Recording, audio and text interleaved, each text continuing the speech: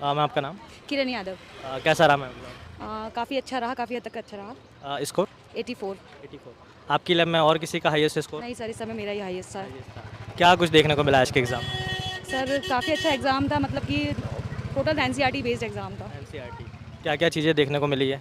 मतलब किन-किन टॉपिक से या किस-किस कैटेगरी से क्वेश्चंस बने हैं?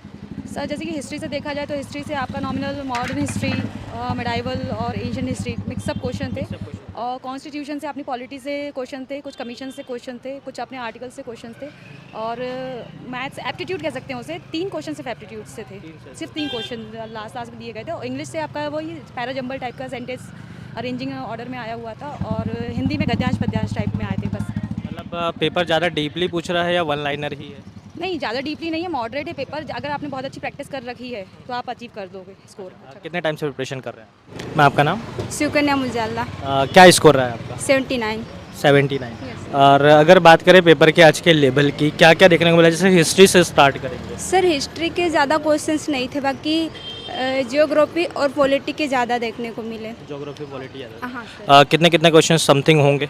सर होंगे 10 से 15 क्वेश्चंस। 10 से 15 हाँ। क्वेश्चन थे। और बाल विकास के भी थे, 8 से 10 क्वेश्चन थे होंगे। अच्छा, पेडागोजी से कितने क्वेश्चन थे इसमें? सर पेडागोजी के तो इतना कुछ वो नहीं है मुझे। नहीं लिया। और मैथ्स से के 2 क्वेश्चन थे। और जैसे गद्यांश से पद्यांश आता, उसमें से हिस्ट्री का वो गद्यांश था। मतलब हाँ, जो प्रथम मुस्लिम राष्ट्रपति थे ना, जो डॉक्टर हुसैन करके, उनसे मतलब रिलेटेड था। यस। और जो ज्योग्राफी आ रही है वो वर्ल्ड ज्योग्राफी है या इंडियन ज्योग्राफी से ज़्यादा क्वेश्चन बने? Sir world. क्या नाम है आपका? सीता बघेल। सीता जी, कितना स्कोर रहा है? स्कोर तो कम रहा, पर पेपर के बारे में बता सकती हूँ मैं। जी बिल्कुल, जो भी आपको पता हो उसके बारे में बताएं। निरपेक्षता के बारे में सबसे ज़्यादा पूछा है। और बाल विकास तो मतलब आया ही नहीं है, 4 क्वेश्चन थे। अच्छा। और जो सब्जेक्ट की पेडागोजी थी वो नहीं पूछी है उसने। और बाकी क्वेश्चन तो इजी थे, पर उसकी लैंग्वेज टफ कर दी थी उसने। हाँ, मतलब डीप में पूछ रहा है या वन लाइनर? डीप नहीं पूछ रहा है, वो वन लाइन ही पूछ रहा है, पर वो क्वेश्चन को इस तरीके से घुमा रहा है ना कि वो सामने वाला उसको समझने में टाइम लगेगा। कंफ्यूज हो रहा है। अच्छा, मैथ्स और रीजनिंग के क्वेश्चंस कितने? मैथ्स रीजनिंग नहीं था, मैथ्स के 3 क्वेश्चन थे। और हिंदी के 4 क्वेश्चन थे, इंग्लिश के 4 क्वेश्चन थे, वही पैसेज में पूछे थे।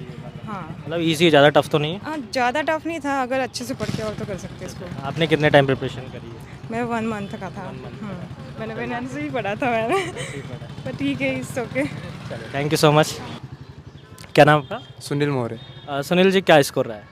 76 रहा सर। आपकी लैब में और किसी का हाईएस्ट स्कोर सुनने को मिला? तो आइट साइड में तो बहुत कम स्कोर था, 54 थे, 63 थे। मेरे को ज़्यादा कुछ देखने को नहीं मिला था वहाँ पे।